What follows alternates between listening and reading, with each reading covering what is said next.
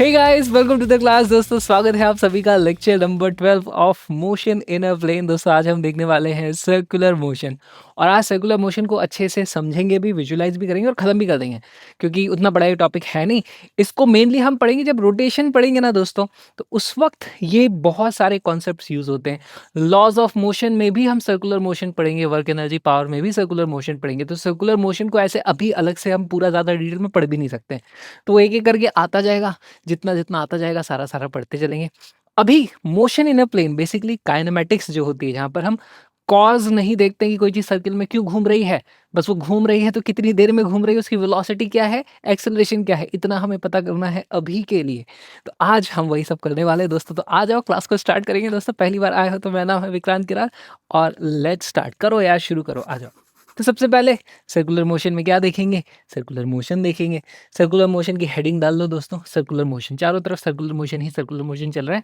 सबसे पहले हम बना लेंगे एक सर्कल, ठीक है। अब देखो दोस्तों, सर्कुलर मोशन में सर्किल है हमारे पास, सर्किल का डेफिनेटली कुछ ना कुछ रेडियस होगा। तो आओ एक रेडियस मार्क कर लिया जाए दोस्तों। ये है हमारे पास रेडियस आर, ठीक है। अब एक पार्टिकल है कोई जो सर्कुलर मोशन कर रहा है, यानी कि वो इस सर्कल के ऊपर कहीं से कहीं घूम रहा है। कहीं से तो शुरुआत करनी है, यहीं से शुरुआत कर देते हैं दोस्तों, ठीक है, इस तरीके से। अब किधर तो जाएगा वो, ऐसे में घूमेगा या ऐसे में घूमेगा। हम अभी तक यूजुअली एंगल को कैसे नापते थे, इस तरीके से नापा करते थे। तो मान लो इसको भी हम ऐसे चलाएंगे, और फाइनली ये यहाँ पर सर्कुलर मोशन करते करते यहाँ से दोस्तों यहाँ पर पहुँच जाएगा, ठीक है। इसने कुछ डिस्टेंस ट्रैवल किया है, जिसको हम एस बोल देंगे, जो कि बेसिकली क्या है, आर्क लेंथ। और यहाँ पर हमारे पास एक एंगल भी इसने कवर किया है, थीटा, इस तरीके से, ठीक है। और एंगल में हम एक सेंस बना देते हैं। देखो मैंने एरो क्यों बना दिया, थीटा की वैल्यू इतनी रहेगी, लेकिन मुझे मालूम है ये ऐसे गया है, ठीक है। हो सकता था यहाँ से ऐसे गया हो, या फिर यहाँ से ऐसे गया, दोनों में कुछ अंतर है। इधर भी एरो लगाया था मैंने मैंने यहाँ पे भी एरो लगाया, दोनों में इस तरीके से हमने लगा दिया। तो यहाँ पर पहला रिलेशन जो मुझे मालूम है दोस्तों, डेफिनेशन ऑफ एंगल क्या आई थी हमारे पास, थीटा को हम क्या लिखते थे, arc length divided by r. तो थीटा दोस्तों हमारे पास हुआ करता है r by sorry s divided by r. यहाँ से एक बहुत इंपॉर्टेंट रिलेशन हमारे पास ये आता है, s is equal to r theta. यहाँ पर हमारे पास इस तरीके से ये theta, what is this theta called, this is distance, है ना। कितना डिस्टेंस चला हमने यहाँ से यहाँ तक, इस तरीके से। और ये जो दोस्तों थीटा होता है ना, ये जो चले हैं, इसको हम बोलते हैं एंगल कितना चल दिया, इसको बोला जाएगा एंगुलर डिस्प्लेसमेंट, है ना। एंगुलर डिस्टेंस नहीं, angular displacement. Theta is angular displacement.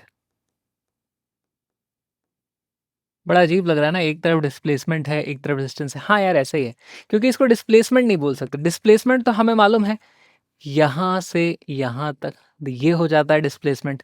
ज़रा सोचो, अगर ये पूरा एक चक्कर काट जाता, तो हमारे पास नेट डिस्टेंस जो ट्रैवल्ड होता वो कितना हो जाता, 2πr के बराबर, है ना, जो कि इसकी सर्कमफेरेंस है। टोटल एंगुलर डिस्प्लेसमेंट कितना हो जाता, वो हो जाता दोस्तों मेरे पास 2π, क्योंकि 2π एंगल घूम जाते हैं हम। लेकिन सिर्फ डिस्प्लेसमेंट की बात करते तो जीरो था, क्योंकि यहीं से शुरू किया था, घूम फिर के फिर यहीं पे आ गए हैं, तो हमारे पास नेट डिस्प्लेसमेंट की वैल्यू जीरो हो जाती है। तो इस तरीके से अपना बेसिक सा काम यहाँ पर शुरू हो जाता है, ठीक। अच्छा, इसी चीज़ को दोबारा दोस्तों मैं यहाँ पर लिख रहा हूँ, ये जो हमारे पास है। अब देखो कई बार इसको अपन जैसे मोशन इन वन डायमेंशन में एक्स बोल देते हैं, कभी डेल्टा एक्स बोल देते हैं, तो इस तरीके से इंटरचेंज किया जा सकता है। यहाँ पे भी हम बोल सकते हैं delta theta is equal to s by r. ये हो जाता है दोस्तों अपने पास, थीटा बोलो या फिर इसको, है ना, डेल्टा थीटा भी बोल सकते हो आप। यही है एंगुलर डिस्प्लेसमेंट। और इसके दो सेंस हो सकते हैं, या तो ये क्लॉकवाइज होगा या ये एंटी क्लॉकवाइज होगा। ज़रा फील करो, यहाँ पर या तो ये थीटा ऐसे आया होता, या फिर ये एंगल यहाँ से ऐसे नापा जाता, ठीक है। इस पर्टिकुलर प्लेन की हम बात कर रहे हैं, हम थ्री डायमेंशन में ऐसे नहीं घुमा देंगे इस पार्टिकल को और ऐसे में सर्कुलर मोशन कर रहा हो। और जब ऐसे में कर रहा होगा तो फिर उसको प्लेन बोलेंगे। फिर ऊपर से देखेंगे तो पता चलेगा अच्छा ये काउंटर क्लॉकवाइज घूम रहा है या क्लॉकवाइज घूम रहा है। हमारे पास हमेशा ये दो ही एंगल मतलब दो ही डायरेक्शन रहने वाले, या तो कोई चीज़ क्लॉकवाइज घूमेगी या काउंटर क्लॉकवाइज घूमेगी। इसका मतलब समझो, मान लो कोई पहिया है, ऐसे ऐसे घूमता है ना, पहिया ऐसे ऐसे घूम रहा है मान लो, तो उसका कुछ एक्सिस होता है, उस एक्सिस के अबाउट वो घूमता है, ठीक है। तो अब या तो ऐसे घूमेगा या उल्टा घूमेगा। अगर मैं एक्सिस को नहीं छेड़ रहा हूँ तो। अगर मैंने ऐसे घुमाते-घुमाते एक्सिस घुमा दिया, ओह! फिर तो पता नहीं कहाँ-कहाँ ऐसे-ऐसे घूम जाएगा, वो सब आउट ऑफ सिलेबस। ठीक है? वो सब आउट ऑफ सिलेबस। तो हम एक्सिस को रोटेट नहीं करेंगे, एक्सिस को रोटेट नहीं करेंगे। तो हमारे पास यहाँ पर नो रोटेशन ऑफ एक्सिस, तो या फिर ऐसे बोल दो, फिक्स्ड एक्सिस रहने वाला है, हमारे सिलेबस में इतना ही है। ऐसे में डेल्टा थीटा के पास मेरे पास 2 ऑप्शन आते हैं दोस्तों, या तो ये क्लॉकवाइज़ होगा और मेरे पास या तो ये हो सकता है एंटी क्लॉकवाइज़। और ये जो एंटी क्लॉकवाइज़ होता है, इसी को एक और चीज़ बोली जाती है counter clockwise, counter clockwise direction. तो यहाँ पे अपने पास ये डायरेक्शन का सेंस भी हो गया। क्लॉकवाइज़ क्या हो गया, जैसे घड़ी घूमती है, देखो घड़ी कैसे चलती है, ऐसे चलती है, तो ये हो जाता है अपने पास क्लॉकवाइज़। काउंटर क्लॉकवाइज़ क्या हो जाता है, इस तरीके से। ठीक है, बहुत ही सिंपल सी चीज़ है ये, कोई बहुत बड़ी चीज़ नहीं है। अच्छा, दोस्तों तुमको एक और चीज़ याद होगी, जब हम वेक्टर्स में क्रॉस प्रोडक्ट वगैरह करते हैं, हमने एक राइट हैंड वाला रूल देखा था कुछ डायरेक्शन के लिए, है ना? ऐसे दिस क्रॉस दिस करते थे, तो ये एक अलग ही ऊपर की तरफ एंगल हमारा वेक्टर ये निकल आता है, क्रॉस प्रोडक्ट ये निकल आता था। तो सारा खेल राइट हैंड का ही है, यहाँ पे भी राइट हैंड करना है आपको दोस्तों। देखो, राइट हैंड का आप यूज़ करोगे, ठीक है? राइट हैंड में जो उँगलियाँ हैं, जिस तरफ ये घूम रहा है, उस तरफ इसको घुमाओ, ठीक है? जिस तरफ ये घूम रहा है, उस तरफ घुमाओ। तो ये यहाँ पे जो उँगली है, ये आपकी तरफ आ रही है। तो ये जो आपकी तरफ आ रही है, इसको क्या बोलते हैं? अगर ये प्लेन है, तो ये आउट ऑफ द प्लेन निकल के आ रहा है। तो ये एक डायरेक्शन को लिखने का सेंस है दोस्तों, मैंने आपको बताया भी था कि अगर अपने पास एक मान लो इस तरीके से एरो होता है ना? तो पीछे इसमें ऐसे कुछ लगे होते हैं अपने पास पंख जैसे, आगे की तरफ एक पॉइंटेड सी चीज़ होती है। तो जिस तरफ एरो आता है, अगर मैं यहाँ से ऐसे घुमा रहा हूँ, तो मेरा ये एरो तुम्हारी तरफ आ रहा है, तो तुम्हें क्या दिखेगी? इसकी टिप दिखाई देगी। इसलिए इसको कैसे दिखाया जाता है? ऐसे डॉट बना के। और वहीं अगर मैं ऐसे कर दूँ, देखो ये वाली साइड को देख रहे हैं, तो देखो ये अंदर जा रहा है, इनटू द, ये प्लेन है या इनटू द स्क्रीन है, या तुम लोग कॉपी पे ड्रॉ करोगे तो इनटू द पेज है, तो वो अंदर जा रहा है। तो अंदर जा रहा है, तो सोचो ये एरो अंदर जा रहा है, तो पीछे इसका ये जो क्रॉस है, तुम्हें क्रॉस दिखाई देगा। तो यहाँ पे हम इसको ऐसे क्रॉस बनाते हैं। क्या ये चीज़ तुमको फ़ील आई? है ना? इसको हम बोल देंगे आउट ऑफ द प्लेन बोल दो, या पेज बोल दो, या स्क्रीन बोल दो, जो भी लिखना है। This is into the plane. ठीक है, ये जो नोटेशन है, ये क्रॉस और डॉट वाला, ये तो अपन मैग्नेटिक फील्ड में भी बहुत ज़्यादा हम इसको यूज़ करने वाले हैं, तो इसकी आदत अभी से अपने को डालनी पड़ेगी। तो ये बहुत ही बेसिक सी चीज़ है। आ जाइए, इसको लिख लें और फिर अपन काम को स्टार्ट करेंगे। पहले इतना सा लिखो, ठीक है? मेन चीज़ अपने काम की अभी तक क्या निकल के आई है? This, this is the most important thing, या फिर आप इसको इट्स द सेम थिंग, ठीक है? It is the same thing, एक ही चीज़ को आप लिख सकते हो। चलो, चलो, चलो। अच्छा, एंगल को नापा किसमें जाता है? इसको नापा जाता है दोस्तों रेडियन में, ठीक है? और ये जो डिस्टेंस आया था अपने पास मीटर में आएगा, ठीक है? और ये एंगुलर डिस्प्लेसमेंट, ये भी फिर अपने पास रेडियन में आएगा।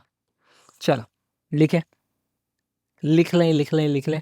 बहुत सिंपल है यार, कितना सिंपल है। चलो एक सिंपल सा क्वेश्चन है यहाँ पे, आ जाओ चलते हैं, साथ में करते चलेंगे। अच्छा, आज की क्लास थोड़ी लंबी होने वाली है, क्योंकि थोड़ी ज़्यादा चीज़ें हैं, और ये इतनी ज़्यादा भी चीज़ें नहीं है कि मैं इसको 2 लेक्चर में डिवाइड कर लेता, तो आज की क्लास थोड़ी-सी चुन्नी-सी, बहुत गाइड चुन्नी-सी, थोड़ी-सी अपन बड़ी कर सकते हैं। चलो, a particle moves clockwise on a circular path of radius r starting and ending at the same point a। ठीक है, तो हमारे पास एक ये सर्कुलर पाथ है, यहाँ से शुरू किया, क्लॉकवाइज़ घूमा है दोस्तों, ऐसे गया होगा यहाँ से, ऐसे गया होगा, ऐसे गया होगा, फिर वहाँ से यहाँ पर ही आ चुका है। If the particle completes n complete rounds, find the displacement and angular displacement। देखो दोस्तों, उसने n, अरे ये कैसा कलर है, n क्या कर दिया है, n complete rounds, n rounds, ठीक है? तो मुझे बता सकते हो उसका एंगुलर डिस्प्लेसमेंट या डेल्टा थीटा जिसको बोलते हैं, वो कितना हो जाएगा? देखो, एक चक्कर घूमने में 2 पाई रेडियन आ जाता है ना? या फिर 360 डिग्री भी बोल सकते हो इसको, लेकिन हम रेडियन में रहेंगे अभी। तो यहाँ पर n चक्कर हैं और एक राउंड में कितना हो जाता है? 2 पाई, करेक्ट? इतने रेडियन हो जाएगा। तो इसको बोल सकते हैं 2n पाई रेडियन, ठीक है? इस तरीके से हम बोल सकते हैं। और इट्स एंगुलर डिस्प्लेसमेंट हो गया। और नेट डिस्प्लेसमेंट की बात कर दूं, डिस्प्लेसमेंट दोस्तों डिस्प्लेसमेंट कितना हो जाएगा, एन कंप्लीट राउंड है भाई, हर एक चक्कर में वो वापस ओरिजिनल जगह आ जाता है, फिर ओरिजिनल पे आ जाता है, फिर ओरिजिनल जगह पे आ जाता है। तो भाई वो उसका नेट डिस्प्लेसमेंट तो जीरो होने वाला है, ठीक है। लेकिन एक और टर्म है जो हम यहाँ पे पता कर सकते हैं दोस्तों, जो है डिस्टेंस। डिस्टेंस कितना चल लिया है उसने दोस्तों, देखो उसने एन राउंड कवर किए हैं, और एक राउंड को कवर करने में वो एक सरकमफेरेंस, जो कि इसके सरकमफेरेंस कितनी हो जाएगी, 2 पाई आर के बराबर, क्योंकि रेडियस आर है।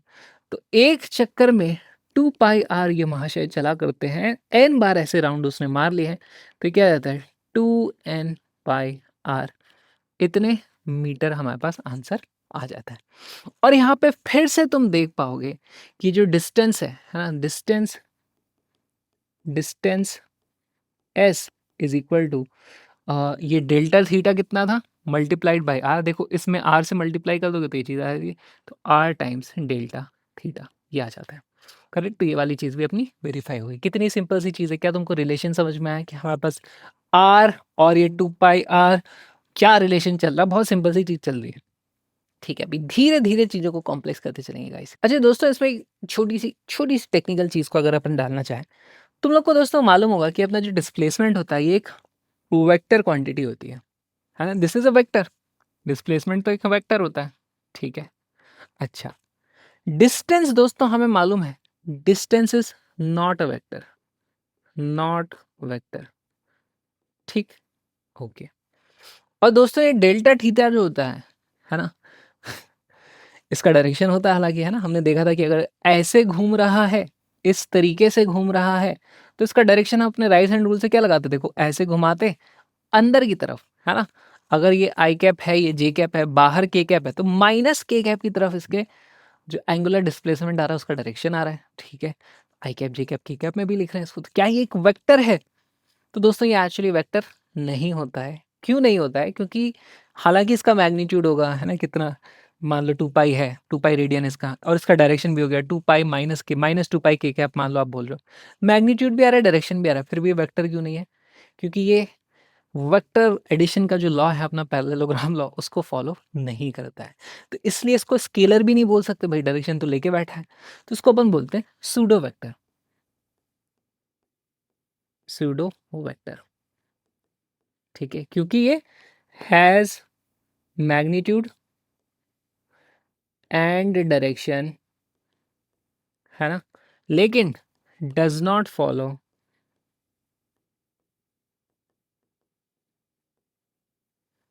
लॉज ऑफ वेक्टर एडिशन, ठीक है। तो दोस्तों कभी सवाल आ सकता है, is it pseudo vector, is it vector, is it scalar, it's a pseudo vector, ठीक है। डायरेक्शन मैग्नीट्यूड लेके बैठा है, पर है नहीं वेक्टर। ऐसे पूछते नहीं है यार ये सब चीजें, ठीक है। चलो लिखो, लिखो लिखो लिखो लिखो लिखो, आ जाओ गाइस। अब अपने को देखना है दोस्तों एंगुलर वेलोसिटी क्या होती है।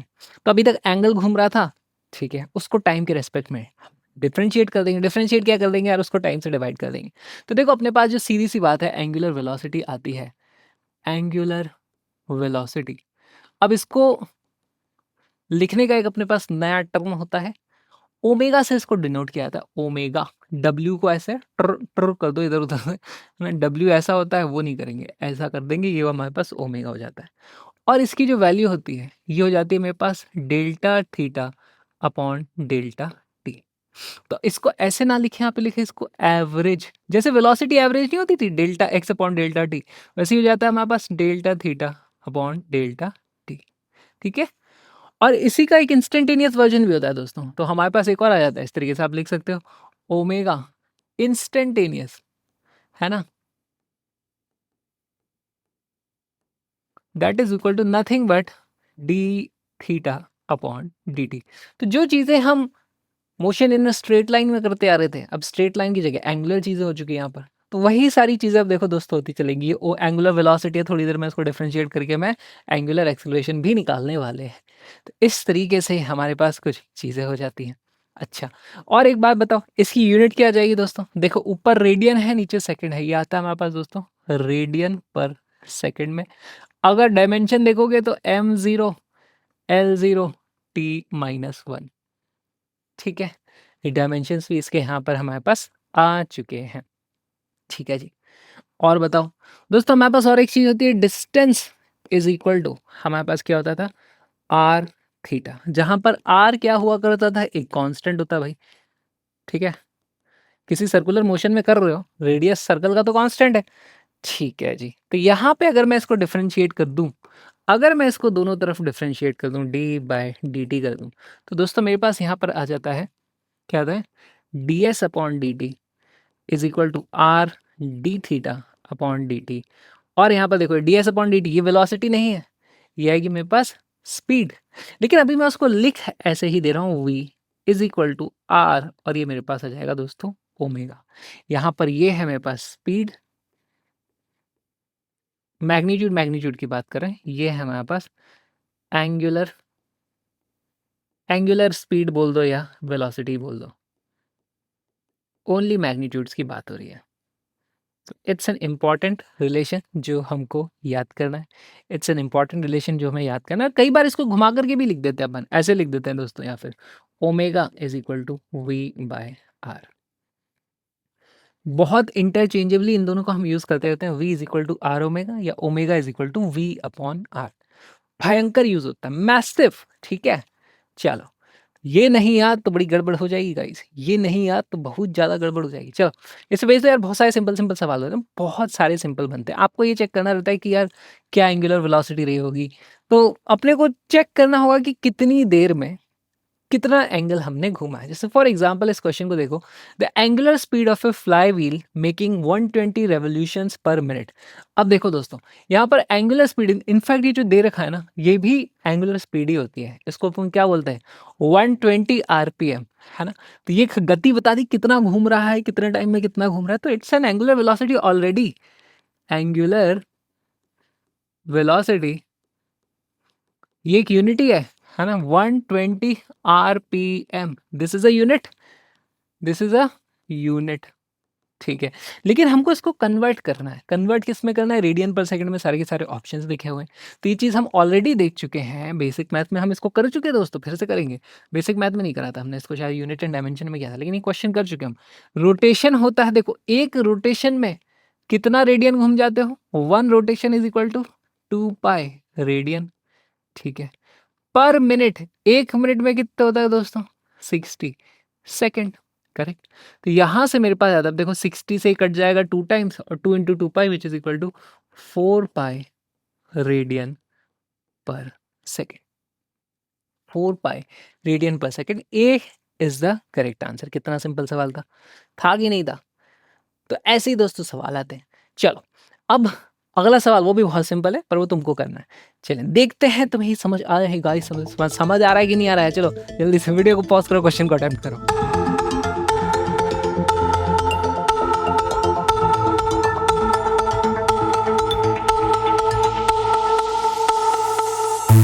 आजा दोस्तों सॉल्व करते हैं। तो क्या हो रहा है, a body is world in a horizontal circle of radius 20। World मतलब उसको एक धागे में बांध के ऐसे ऐसे ऐसे घुमा रहे हैं, हॉरिजॉन्टल सर्किल में इस तरीके से घुमा रहे हैं।